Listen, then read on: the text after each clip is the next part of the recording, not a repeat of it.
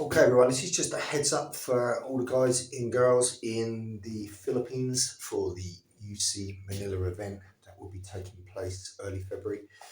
Going to be working over 2 days. Going to be presenting to you a variety of UC topics. Namely, the first one will be how to build your Blitzkrieg battle plan model, which is an asymmetrical offensive dynamic designed to overwhelm any problematic subject you may face very quickly and clinically should the opportunity to avoid, de-escalate or escape not be present. You don't want to be talked into a fight or coerced into a fight. The best advice would be to ambush your would-be attacker. And the best principle to implement will be blitzkrieg. So building a blitzkrieg dynamic will be the first module that we will cover. We're also going to look quite extensively at a counter knife module relating primarily to dealing with somebody with a knife, right up to a large blade or a machete type item. Now, of course, going against such a force multiplier unarmed is foolhardy, but nonetheless, you could be caught unarmed. So we will look at this from an unarmed perspective, understanding, of course, that there are no guarantees of dealing with a knife unarmed. But primarily, very quickly, I'm going to move into the realms of weapon against weapon, not in a dueling sense, but having a force multiplier as an equalizer, if you like, towards dealing with the same. So there'll be an extensive module on that. I'm going to give you it from a Commonwealth perspective, where we have to use improvised weapons of opportunity or improvised tools of opportunity as opposed to purpose-built weapons. And we will finish that module with purpose-built weapon against weapon. So that will be an element. Then I would like to move towards psychom, so psychology. So one element I want to look at is creating an alter ego, creating a character persona that is comfortable for dealing with violence, that you can call upon in training to intensify your training sessions, and also where necessary, if faced with such a situation, how you might employ such a strategy in a live encounter. The other element of psychom I want to look at is non-physical in the physical sense, but is attacking the psychology.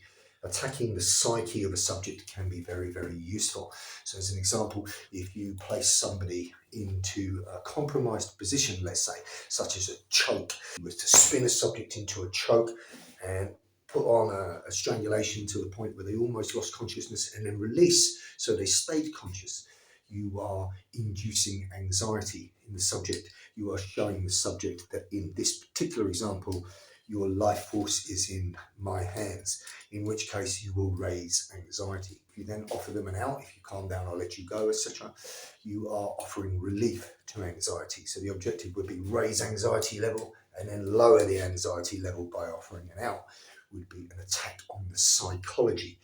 Attacking the psychology without actually harming somebody can be a useful tool. Of course, it has the scope to go right through to the physical if necessary, but attacking the psyche is a good option, as well as attacking the senses, so attacking vision, attacking the auditory sense, and various other things that will relate to attacking the senses in an accumulation to overwhelm a subject very quickly. We're going to also look at that in order to create a sensory overload to the central nervous system. I also want to look at some extreme close quarter pad work that you can do with a partner and without. So solo pad work training in extreme close quarters. We're also going to look at blade com, which is UC take on blade, which will incorporate influence from Piper and Libre, and a variety of other things that relate to the common threat that we're seeing now within the Western world, which is dealing with multiple armed assailants.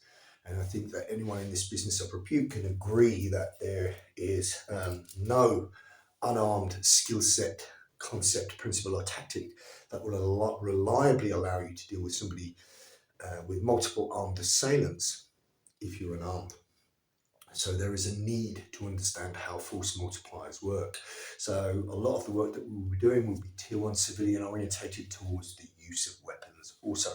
But nonetheless, what I will be presenting to you guys in the Philippines over the 2-day event that we have, 2 or 3 days, because it might spill into 3 days, because we're going to do something with Sixto Carlos on the 3rd day possibly, and also Dax, will incorporate unarmed and weapon-based skills, principle-driven, driven by the foundation of mentality and combative mindset, and that we use within the UC curriculum. It's going to be a great event, and I'm looking forward to it. See you there.